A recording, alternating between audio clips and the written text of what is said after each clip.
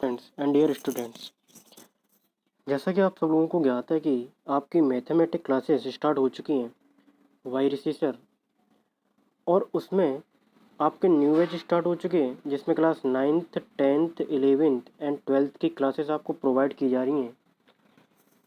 उसमें भी आपको टेस्ट सीरीज अवेलेबल कराई जाती है और जो कि आपकी एकदम फ्री ऑफ कॉस्ट रहती है।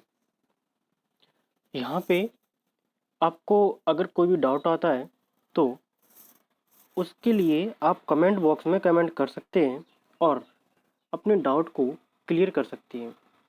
जैसे कि यहाँ पे कहा भी गया है कि एक्स्ट्रा डाउट क्लासेस आपके अवेलेबल हैं जो कि फ्री ऑफ कॉस्ट है।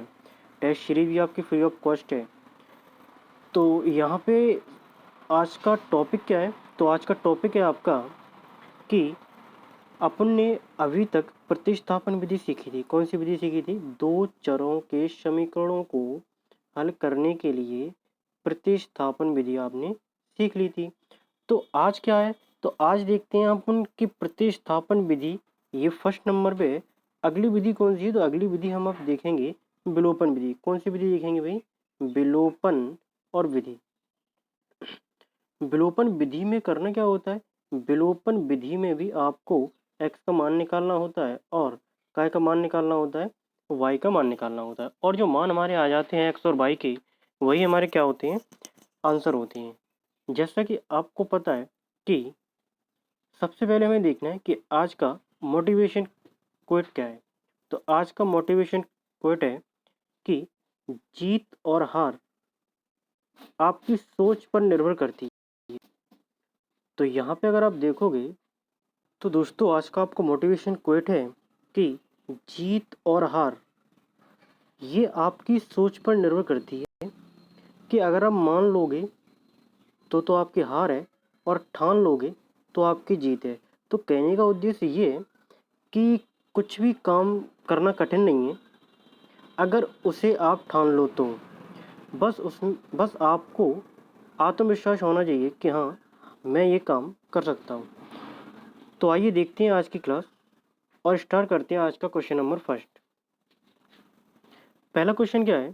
पहला क्वेश्चन है और उसमें कहा गया है निम्न समीकरणों में युग्म को विलोपन विधि या प्रतिस्थापन विधि से हल करना है। और आपसे ये भी कहा गया है कि इसमें कौन सी विधि सबसे ज़्यादा उपयुक्त है। तो जैसा कि आपको पता है, यहाँ पे आप 2 दिन से प्रतिस्थापन विधि सीख रहे हो लगातार, और उसमें भी आपने क्या किया था कि x के मान निकाले थे और काय के मान निकाले थे, y के मान। देखा जाए तो कुछ क्वेश्चनों में आपकी विलोपन विधि ज़्यादा सिंपल होती है और कुछ क्वेश्चनों में आपको प्रतिस्थापन विधि ज़्यादा सिंपल लगती है। तो आज हम ऐसा करते हैं कि प्रतिस्थापन विधि आपने सीख ली है पहले, आज अपन सीखेंगे विलोपन विधि। और विलोपन विधि में भी हमें करना क्या होता है? हमें किसी भी एक चर का मान निकालना होता है, जैसे x या y। इसमें भी आपके दो चर हैं, एक x होगा और एक क्या होगा? y होगा। हमें मान निकालने होंगे और जो मान आएंगे x और y के, वही हमारे क्या हो जाएंगे? आंसर हो जाएंगे। तो विलोपन विधि करने का तरीका, सबसे सिंपल तरीका क्या है? तो आइए देखते हैं पहला क्वेश्चन क्या है। पहला क्वेश्चन है x प्लस वाई बराबर 5 और 2x माइनस 3y बराबर में 4। जैसा कि आपको पता है कि क्वेश्चन सॉल्व करने से पहले हम क्या लिखते हैं क्वेश्चन में कि समीकरण आपको जो दिए गए हैं उसमें से ये हमने पहला मान लिया और ये हमने कौन सा मान लिया? दूसरा। समीकरण 1 और 2 मानने के बाद हमें करना क्या होता है? किसी भी एक चर को सेम बनाना होता है। सेम बनाने का मतलब ये होता है कि हमें एक समान बनाना होता है जिससे एक चर हमारा हट जाए। तो अगर आप देखोगे कि आपका पहला समीकरण क्या है? पहला समीकरण है आपका x, जरा यहाँ पे देखें सभी लोग। पहला समीकरण आपका x प्लस वाई बराबर में दोस्तों कितना दिया गया है? 5। और दूसरा समीकरण क्या है आपका? दूसरा समीकरण है 2x माइनस के 3y बराबर में कितना दिया गया है? 4। तो अगर आप यहाँ पे देखोगे कि यहाँ पे x के अंक कितने लिखे हैं? 2 लिखे हैं। और यहाँ पे x के अंक क्या लिखा है? कुछ नहीं, तो कितना मानेंगे? 1 मानेंगे। या तो आप x के दोनों मानों को सेम बना लो या फिर आप y के दोनों मानों को सेम बना लो। किसी भी एक मान को आपको सेम इसमें बनाना होता है। तो जैसा कि हमने देखा कि अगर हमें सेम बनाना है तो हमने क्या किया कि इस वाले समीकरण में, जो समीकरण नंबर फर्स्ट है, इस वाले समीकरण में हमने क्या कर दिया, ऊपर वाले समीकरण में हमने 2 से क्या कर दिया, मल्टीप्लाई कर दिया। 2 से हमने क्या कर दिया, ऊपर वाले समीकरण में मल्टीप्लाई कर दिया। इससे फ़ायदा क्या होगा, तो इससे ये फ़ायदा होगा आपका कि यहाँ पे जैसे आप मल्टीप्लाई करोगे 2 का पहले 1 से करोगे तो दोस्तों कितना आ जाएगा, 2 आ जाएगा। ठीक है, ये वाला 2, ये समीकरण ऊपर नीचे लिखे हैं जरा, तो ये वाला 2 आपका देख रहे होगे, ये 2 आपका लिखा है, ये आ जाएगा। ठीक है, जैसा कि आप यहाँ देख पा रहे हो। और 2 का जैसे आप 22 से करोगे तो 2 बाई हो जाएगा, ये देखें जरा, ये लिखा है आपका। जैसे आप 2 का 5 से करोगे तो दोस्तों कितना हो जाएगा, 10 हो जाएगा। कितना हो जाएगा, 10। यहाँ पे अगर आप देखोगे तो समीकरण नंबर जो दूसरा दिया गया है उसमें पहले से ही है बराबर मान, तो हमें समीकरण नंबर 2 में किसी भी संख्या का गुणा नहीं करना होगा। तो यहाँ पे 2x माइनस 3y बराबर 4 की जगह पे जैसा लिखा है वैसा ही लिखा रहेगा। तो हमें करना क्या है इस क्वेश्चन में, आगे आगे हमने देखा कि ये 2x प्लस का 2x माइनस का आपस में कट जाएगा, तो यहाँ पे कुछ बचेगा नहीं हमारा। और यहाँ ये माइनस का 3y है, वो देख रहे हो ऊपर, और नीचे भी ये 2 है जो वो भी माइनस का हो चुका है, तो दोनों जुड़े के कितने हो जाएंगे, माइनस के 5y। कितने हो जाएंगे, माइनस के 5y। बराबर लगाएंगे, और यहाँ पे 4 प्लस का है और 10 माइनस का है, जैसा कि आपको यहाँ दिख रहा है। तो अगर आप घटाओगे तो माइनस के कितने बचेंगे, तो आपके माइनस के बचेंगे कितने, 6। कितने बचेंगे माइनस के, आपके 6। यहाँ पे अगर आप मान निकालते हो x का, तो देखें जरा x का मान कितना आएगा, सॉरी y का मान कितना आएगा। तो y बराबर कितना आएगा, तो यहाँ पे अगर आप देखोगे तो ये माइनस से ये माइनस तो हट ही जाएगा आपका। y बराबर कितना आएगा, 6, और अपॉन में कितना रह जाएगा आपका, 5। तो यहाँ पे आपने देखा दोस्तों कि y का मान मुझे प्राप्त हो चुका है, जो कि है 6/5, मतलब 6/5। तो अपन प्रतिस्थापन विधि में भी यही करते थे कि अगर आपको किसी भी एक का मान मिल जाए उसे समीकरण में रखते थे। तो यहाँ भी अपन को वही करना है। हमें यहाँ से y का मान मिल चुका है 6/5। तो हमें इसको करना क्या है, हम क्या करते हैं कि y के मान को समीकरण नंबर 1 में रख देते हैं। और जैसे आप समीकरण नंबर 1 में रखोगे तो दोस्तों अगर आप यहाँ देखोगे तो कितना आ जाएगा, जैसे कि आप समीकरण नंबर 1 देखो। सबसे पहले समीकरण हमारा एक ये x प्लस के y बराबर में 5, ये दोस्तों आपका समीकरण नंबर 1 है। यहाँ पे आपको करना क्या है, यहाँ पे आपको रखना है काय का मान, यहाँ पे आपको रखना है भी y का मान। तो x की जगह पे तो आपका x ये लिखा है, प्लस की जगह पे आपका प्लस चिन्ह भी लगा है, और y की जगह पे रखना है मुझे ये वाला मान। तो दोस्तों यहाँ देखो जरा, y की जगह पे ये रखा है मान, ये देखो आप 6/5 लिखा कि नहीं लिखा। बराबर लगा है तो हमने भी बराबर लगा दिया, और कितने लिखे हैं, 5। यहाँ भी कितना लिख दिया हमने, 5। तो देखें जरा इसको सॉल्व कैसे करेंगे। यहाँ पे हमने क्या किया, इस 6/5 को इस साइड करके ले गए, बराबर के इस साइड, मतलब ये प्लस का है तो 6/5 अभी प्लस का है, बराबर के इस साइड या काय का हो जाएगा, माइनस का हो जाएगा। तो दोस्तों आप अगर देखोगे यहाँ पे इस इक्वेशन को आप अगर सॉल्व करोगे तो कैसे सॉल्व होगी, तो देखें जरा यहाँ पे x बराबर में 6x बराबर में 5 माइनस के 6 बटे और ये 5। ठीक है, यहाँ पे अगर आप इसको सॉल्व करते हो तो सॉल्व पीछे भी करना सिखाया है, तो सॉल्व करोगे तो आंसर कितना आएगा, अगर आप देखोगे 5 का 5 से मल्टीप्लाई करोगे 25 हो जाएगा, और 25 में से अगर आप 6 को सब्ट्रैक्ट करोगे तो दोस्तों आपका कितना बचेगा, 90। अपॉन में कितना लिखा है, 5, तो हम भी कितना लिखेंगे अपॉन में, 5। तो आपने देखा यहाँ पे ये आपका x का मान है और ये आपका काय का मान है, y का मान है। तो ये जो विधि थी जो आप अभी देख रहे थे, ये विधि आपकी विलोपन विधि थी। इससे x का मान भी आ चुका है, x बराबर 19/5 और y बराबर 6/5। तो यहाँ पे आपने देखा कि इस विलोपन विधि में करने का एक तरीका है, और वो तरीका क्या है, दोबारा से एक बार सुन लो तरीका क्या है। तो तरीका ये है कि हमें दोनों समीकरणों में किसी भी एक चर को क्या बनाना होता है साथियों, समान बनाना होता है। कैसे बनाना होता है, समान। तो हमने देखा यहाँ पे हमने x को समान बनाया, क्यों बनाया, क्योंकि x से x यहाँ पे कट जाएगा और फिर जो y बचेगा उससे हमारा y का मान आ जाएगा, और y का मान जैसे मुझे प्राप्त होगा तो हम उस y के मान को समीकरण चाहे तो आप 1 में रख दो या चाहे आप समीकरण नंबर 2 में रख दो। इससे होगा क्या कि अगर आपको y का मान प्राप्त हो गया है तो जैसे आप x का मान रखोगे, तो जैसे आप y का मान रखोगे किसी भी समीकरण में तो आपका काय का मान मिल जाएगा दोस्तों, x का मान आपको प्राप्त हो जाएगा। ऐसे बहुत सारे क्वेश्चन हैं। आइए दूसरा क्वेश्चन देखते हैं कि दूसरा क्वेश्चन क्या है। तो साथियों दूसरा क्वेश्चन है आपका कि 3x प्लस के 4y बराबर 10 और 2x माइनस 2y बराबर 1। तो हमने यहाँ देखा कि अब जैसे पीछे वाले क्वेश्चन में एक बार हमने आपको क्या बताया, पीछे वाले क्वेश्चन में हमने आपको एक बार x सेम करके बताया। अब कोई ये सोच रहा होगा कि सर बाई सेम क्यों नहीं किया आपने। तो आइए अगले क्वेश्चन में मैं आपको बाई सेम करके आंसर निकाल के बताता हूँ। तो देखें जरा अगला क्वेश्चन में, और अगला क्वेश्चन है आपका 3x प्लस के 4y बराबर 10 और 2x माइनस के 2y बराबर में 2। तो दोस्तों यहाँ पे अगर आप देखोगे ये समीकरण नंबर 1 है और ये समीकरण नंबर कौन सा है, 2 है। यहाँ पे हमने सबसे पहले समीकरण 1 को लिखा और ये रहा समीकरण नंबर 2। यहाँ पे हमने किया कि यहाँ पे समीकरण जो 1 में y की जो वैल्यू है वो 4 है, समीकरण 2 में हमने देखा y की वैल्यू कितनी है हमारी 2। तो अगर y की वैल्यू आप सेम करते हो तो यहाँ समीकरण 2 में आप कितने का मल्टीप्लाई करोगे, तो हमें पता है कि अगर हम y की वैल्यू सेम करेंगे तो समीकरण 2 में हम 2 का मल्टीप्लाई करेंगे।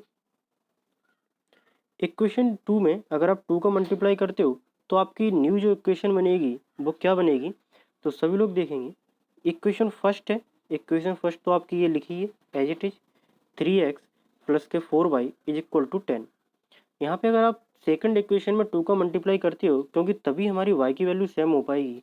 अगर आप मल्टीप्लाई करते हो तो 2 का मल्टीप्लाई सबसे पहले आप इस पहले वाली 2 में करोगे तो कितना हो जाएगा, 4x हो जाएगा। माइनस लगाए तो आपको भी क्या लगाना है, माइनस ही लगाना है। और 2 का मल्टीप्लाई जब आप y के साथ करोगे 2 में तो ये कितना हो जाएगा, 4y हो जाएगा। और इस 2 का मल्टीप्लाई जब लास्ट में आप करोगे तो कितना हो जाएगा, ये 4 हो जाएगा। आपको पूरे ही इक्वेशन में मल्टीप्लाई करना होता है, ऐसा नहीं है कि हम y की सेम कर रहे हैं तो केवल y की में कर दें, आपको पूरी ही इक्वेशन में मल्टीप्लाई उसको करना होता है।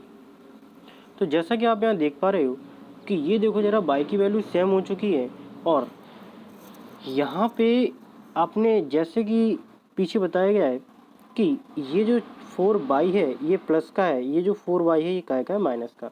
तो आपको पता है एक प्लस का और एक माइनस का है, संख्या सेम है, कट जाएगी आपस में। और उसके बाद अगर आप देखोगे तो यहाँ पे 3x और 4x, तो ये दोनों मिलके कितने हो जाएंगे, 7x। कितने हो जाएंगे, 7x इज इक्वल टू में यहाँ पे अगर आप इसको सॉल्व करते हो तो ये 10 और 4 ये कितने हो जाएंगे आपके, 14 हो जाएंगे, 14 हो जाएंगे। तो दोस्तों अगर आप यहाँ से x की वैल्यू निकालते हो तो आपको पता है कि x इज इक्वल टू कितना आएगा, 14 अपॉन में 7, मतलब कट करोगे तो कितना आ जाएगा, 2 आ जाएगा। जैसे कि आप यहाँ देख पा रहे हो कि ये देखो जरा x की वैल्यू कितनी आ गई, 2। तो यहाँ पे अब कुछ लोगों के मन में क्वेश्चन आ रहा होगा कि सर आपने जो ऊपर वाला क्वेश्चन किया है, ज़रा देखें यहाँ पे कि सर आपने जो ऊपर वाला क्वेश्चन किया है इसमें आपने चिन्ह बदल दिए हैं और नीचे वाले क्वेश्चन में सर आपने कोई चिन्ह बदला नहीं है। तो दोस्तों मैं आपको एक बार ज़रा क्लियर कर दूं कि जो ऊपर वाला क्वेश्चन था उसमें हमने देखा था कि जैसे ये दोनों सेम किए थे तो यहाँ ये दोनों पॉजिटिव थे।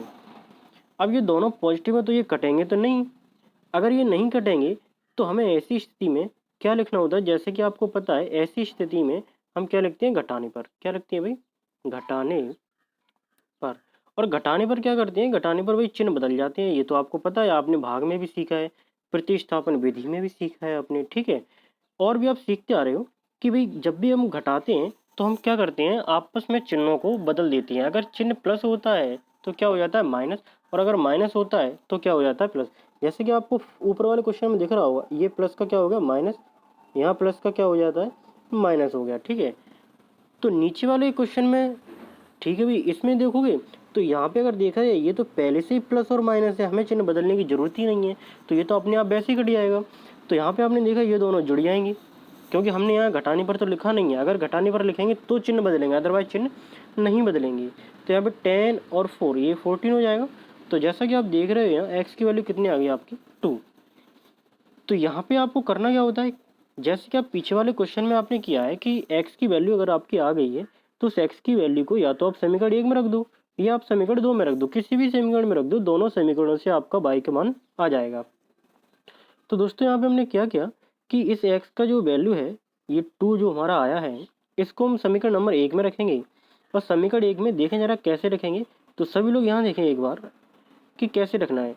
समीकरण है आपका 3x, समीकरण बताओ जरा कितना है, 3x प्लस का 4y इज इक्वल टू में 10 दिया गया है। ये आपका समीकरण है दोस्तों। यहाँ पे अगर आप देखोगे कि x की जगह पे मुझे कितना रखना है, x की जगह पे हमें रखना है भी 2। तो जैसा कि आपको दिख रहा होगा कि आपका 3 की जगह पे तो 3 रहना ही रहना है, जैसा कि आप यहाँ देख भी पा रहे हो। ठीक है, और x की जगह पे साथियों आपको कितना रखना है, 2 रखना है। इस x की जगह पे कितना रखना है आपको, 2 रखना है। तो देखें जरा यहाँ देखें सभी लोग कि x की जगह कितना रखा गया है, 2 रखा गया है। प्लस का 4y है तो प्लस का 4y है, इज इक्वल टू में 10 लिखा है तो इज इक्वल टू में हमने भी कितना लिख दिया 10। आगे देखो कैसे करना है। तो यहाँ पे अगर आप देखते हो कि भाई कितना आएगा सॉल्व होके, तो आपने मल्टीप्लाई अगर किया होगा तो देखें जरा मैं इसको आपको सॉल्व करके दिखाता हूँ कितना आता है। यहाँ पे हो जाएगा 6, पहले प्लस लिखेंगे, 4y लिखेंगे, और जरा मुझे ये बताओ इज इक्वल टू में कितना लिखा है, इज इक्वल टू में लिखा है भाई 10। कितना लिखा है भाई 10।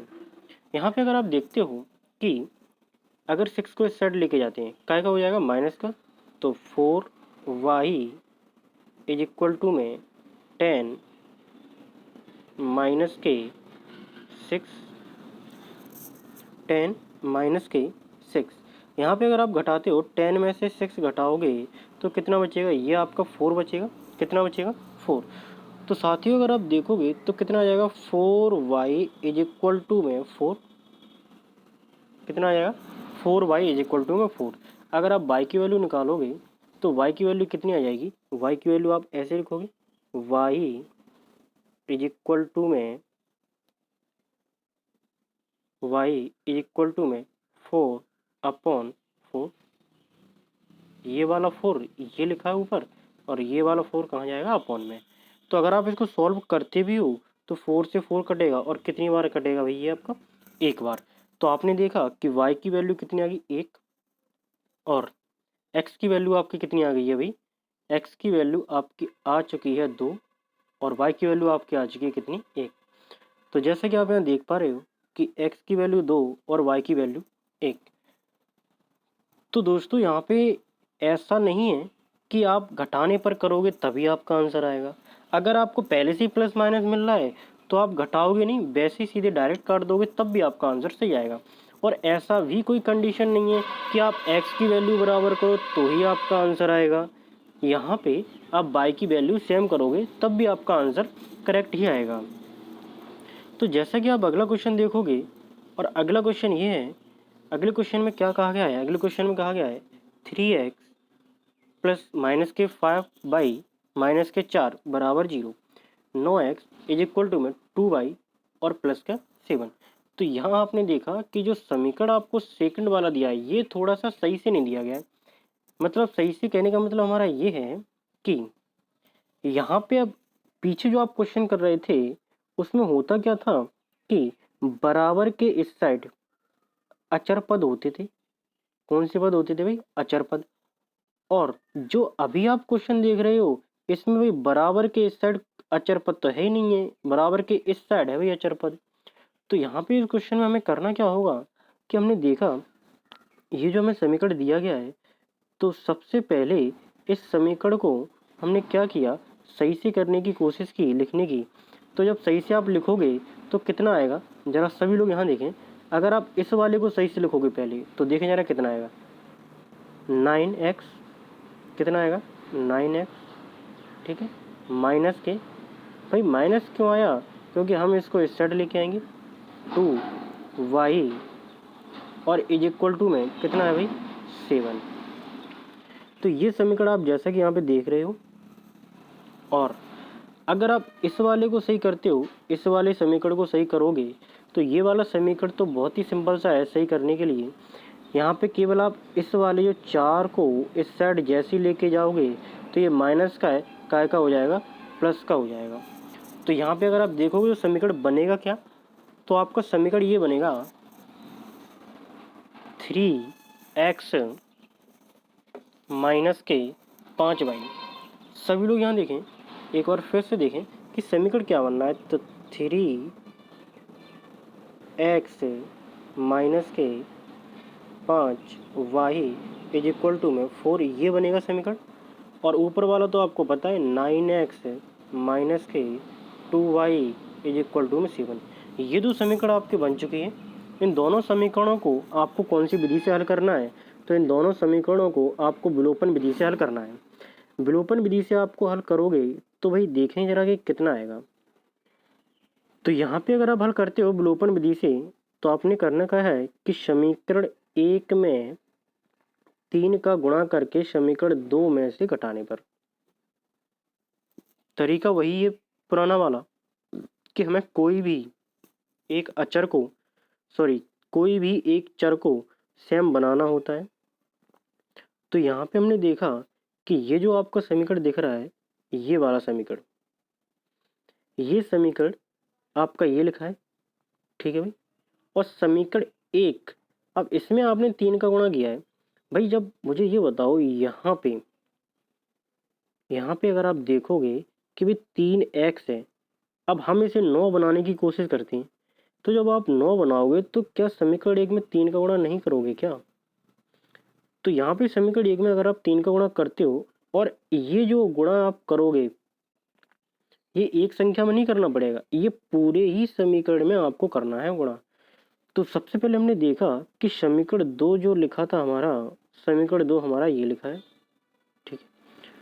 और हमने 1 में किया है भी 3 का गुणा, तो आप 3 का गुणा करोगे और जरा यहाँ पे देखोगे सभी लोग तो कितना आएगा। 3 का पहले 3 से होगा तो 9x हो जाएगा, 3 का 5 से होगा 15y हो जाएगा, 3 का 4 से होगा कितना हो जाएगा 12। सॉल्व अगर आप करते हो और घटाने पर लिखना पड़ेगा। यहाँ पे क्यों लिखना पड़ेगा, क्योंकि अभी देखो दोनों पॉजिटिव ही आएंगे, ये देखो दोनों आए कि नहीं पॉजिटिव। तो अगर आप घटाने पर लिखोगे तो ये माइनस हो जाएगा और ये यहाँ पे माइनस है तो क्या हो जाएगा प्लस, यहाँ पे प्लस है क्या हो जाएगा माइनस। ये आपके 9x कट जाएंगे और यहाँ पे अगर आप देखोगे कि 2y, ये जो आपके दिख रहे हैं 2y और ये 15y, इसको सॉल्व करोगे तो 13y बचेंगे। तो 13y क्यों बचे, तो यहाँ पे अगर आप देखोगे कि 2 आपके माइनस के हैं, 15 काय के हो चुके हैं प्लस के, तो भाई 2 माइनस के हैं और 15 हो चुके हैं हमारे प्लस के, तो कितने बचेंगे प्लस के ही बचेंगे। कितने बचेंगे प्लस के 13 बचेंगे। यहाँ पे अगर आप देखोगे तो 7 में से 12 कितने बचेंगे 5। और अगर इसे आप अगर सॉल्व करते हो तो यदि आप इसे सॉल्व करोगे तो देखो जरा कितना आएगा, तो आपका आ जाएगा y बराबर में कितना आएगा माइनस के 5 बटे में 13। ये जो आपका मान आया है, इस मान को आपको करना क्या है, इस मान को किसी भी समीकरण में रखना है, चाहे तो आप 1 में रख दो चाहे 2 में रख दो। तो जैसा कि आपको पता है कि हम हमेशा समीकरण नंबर 1 या 2 में ही रखते हैं। तो यहाँ पे अगर आप देखोगे समीकरण 1 में अगर आप मान रखते हो तो ये मान को हम समीकरण 1 में रखेंगे। और समीकरण 1 साथियों जरा देखें हमारा है क्या, 1 में आप चाहे 1 में रखो चाहे 2 में रखो, दोनों से आंसर आ जाएगा। तो समीकरण देखेंगे 2 है क्या हमारा, समीकरण 2 है हमारा 9x, जरा देखें यहाँ पे 9x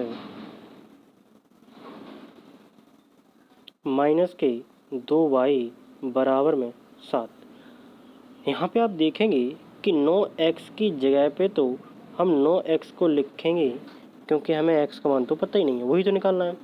2 की जगह कितना लिखेंगे, 2 की जगह हमें लिखना है 2, लेकिन y की जगह कितना लिखना है, y की जगह माइनस के 5 बटे 13। तो यहाँ पे माइनस के 5 बटे 13 बराबर 7। बराबर में कितना लिखा है 7। आगे आप अगर देखोगे तो इसे कैसे सॉल्व करना है सभी लोग यहाँ पे देखेंगे कि 9x की जगह पे तो 9x लिखा रहेगा। और सबसे खास बात ये है कि इन क्वेश्चनों को करने के लिए थोड़ा सा आपका चिन्हों को अभी ध्यान रखना होगा। और उसमें कौन कौन से चिन्ह आप देखोगे, जैसे कि आप पीछे भी सीख चुकी हो कि भाई अगर माइनस माइनस होता है, माइनस इंटू माइनस होता है तो वो क्या हो जाता है, प्लस हो जाता है। क्या हो जाता है दोस्तों, प्लस हो जाता है। यहाँ पे अगर आप देखोगे तो यहाँ पे यही वाली कंडीशन लग रही है कि 9x तो आपका जैसा लिखा है वैसा लिखा ही रहेगा 9x, ठीक है। और उसके बाद 9x तो जैसा लिखा है वैसा लिखा ही रहेगा। प्लस का जरा बताओ मुझे कितना हो जाएगा प्लस का देखोगे 2 का 5 से गुणा 10 अपॉन 13 इज इक्वल टू में 7। साथियों अगर आप यहाँ इसको सॉल्व करते हो और आगे तो 10/13 बराबर के इस साइड जाएगा तो काय का हो जाएगा, माइनस का हो जाएगा। तो कितना होगा 9x बराबर में 7 माइनस के 10/13। यहाँ पे अगर आप इसको सॉल्व करते हो तो देखो जरा कितना सॉल्व आएगा। कि सॉल्व करने का तरीका क्या है सर जी, तो तरीका ये है कि सबसे पहले 13 का मल्टीप्लाई साथ में करो। तो अगर मल्टीप्लाई करते हो साथ में तो दोस्तों कितना आएगा, 13 का साथ में अगर आप मल्टीप्लाई करते हो तो 91 आएगा। कितना आएगा 91। और 91 में से आपको ये वाला 10 सब्ट्रैक्ट करना है। क्यों करना है, क्योंकि बीच में क्या लगा है, माइनस लगा है। अपॉन में 13 लिखा रहेगा। तो 91 में से जैसे आप सब्ट्रैक्ट करोगे तो साथियों आपका बचेगा कितना, तो आपका बचेगा 81। कितना बचेगा 81। और अपॉन में लिखा है 13 और आगे लिखा था भाई 9x और इज इक्वल टू का चिन्ह लगा था। साथियों अगर आप x का मान निकालते हो तो यहाँ पे जो 9 है वो 13 के साथ में मल्टीप्लाई होके जाएगा। और कैसे सॉल्व होगा ये देखें जरा सभी लोग। तो x is equal to 81 upon 13 into में 9 ऐसे लिखा जाएगा। अब भाई 9 से ये कटेगा 9 बार, तो दोस्तों आपका आंसर आ जाएगा 9/13। तो जैसा कि आपने देखा कि आपका जो y का मान आया था वो माइनस के 5/13 और x का जो मान आया था 9/13। तो यहाँ पे आपको देखना होगा कि x और y के मान आपके दोनों आ चुके हैं। जो x और y के मान है वही हमारे आंसर है। तो आप लिखोगे अतः x बराबर 9/13 और y बराबर 5/13। इस क्वेश्चन में सबसे खास बात ये है कि, और ये क्वेश्चन इम्पोर्टेंट भी है आपके एग्जाम पॉइंट ऑफ व्यू से, इसमें खास बात ये है कि जो समीकरण दिया है उसको सबसे पहले आपको अरेंज करके लिखना है, मतलब सही से आपको लिखना है। तो हमने क्या किया इस क्वेश्चन में, पहले समीकरणों को सही से लिखा और उसके बाद इस क्वेश्चन को हमने सॉल्व करने की कोशिश की। तो यहाँ पे जब आप जैसे देखोगे कि यहाँ पे जो y की वैल्यू है वो भी अपॉन में आई है -5/13। यहाँ पे जैसे आप समीकरण 2 में पुट करोगे तो ये मल्टीप्लाई करोगे, जैसे 2 का मल्टीप्लाई करोगे 10 हो जाएगा और अपॉन में 30। साथियों आप यहाँ देख पा रहे हो कि ये जो माइनस है, ये जो आप माइनस देख रहे हो ये वाला, और ये जो माइनस आप देख रहे हो, इन दोनों का जैसे मल्टीप्लाई होगा तो वो क्या बन जाएगा, प्लस बन जाएगा। तभी तो हमने यहाँ पे लिखा था, क्या लिखा था, एक बार दोबारा देखें क्या लिखा था कि 9x और प्लस के 10/13 इज इक्वल टू में 7। इसके बाद ये जब इस साइड जाएगा तब ये माइनस का होगा, जैसा कि आपको यहाँ दिख रहा है, ठीक है। और फिर आप इसको सॉल्व करोगे तो मैंने बता ही दिया है कि यहाँ पे कैसे करोगे सॉल्व। 91 होगा, मल्टीप्लाई करोगे, 10 सब्ट्रैक्ट करोगे तो 81 बचेगा अपॉन 13। तो जैसा कि आपको पता है कि यहाँ पे 9x इज इक्वल टू में 81/13 बचा है, तो ये तो इसके साथ जाएगा और फिर यहाँ 9 आ जाएगा इनटू में। और जैसे ही आपका यहाँ पे 9 आएगा तो आपको पता है, जरा आप सभी लोग यहाँ देखें कि जैसे ही आपका यहाँ पे 9 आएगा तो यहाँ से ही 9 हट जाएगा। और आप जैसे ही इसको क्या करोगे, कट करोगे, तो 9 से कट हो गया 9 बार। कितनी बार कट हो गया, 9 बार। और अगर आप इसको सॉल्व करते हो और आप लिखते हो तो सिंपल सी बात है कि आपका आंसर आ जाएगा 9/30। तो ये है आपके इस क्वेश्चन का आंसर। ठीक है दोस्तों, तो आज के इस वीडियो में आपने क्या सीखा कि आपने इसमें एक विधि सीखी, जो कौन सी विधि है भाई? विलोपन विधि। कौन सी विधि है? विलोपन विधि। ये विधि आपके एग्जाम पॉइंट ऑफ व्यू से बहुत इम्पोर्टेंट है और आपको इस विधि से 4 नंबर में पेपर में एक क्वेश्चन 101% मिलता है। ठीक है, तो सभी को करना क्या है, इस विधि को अच्छे से करके जाना है और इस विधि के और भी जो क्वेश्चन है वो आपको पिन कर दिए जाएंगे कमेंट बॉक्स में और व्हाट्सएप ग्रुप पे डाल दिए जाएंगे। तो सबसे पहले आपको करना क्या है कि इस वीडियो को लाइक करना है। ठीक है, शेयर करना है और चैनल को क्या करना है, सब्सक्राइब जरूर करना है चैनल को। ठीक है, जिससे आपको आने वाली वीडियो मिल जाए। तो आज के लिए इतना ही।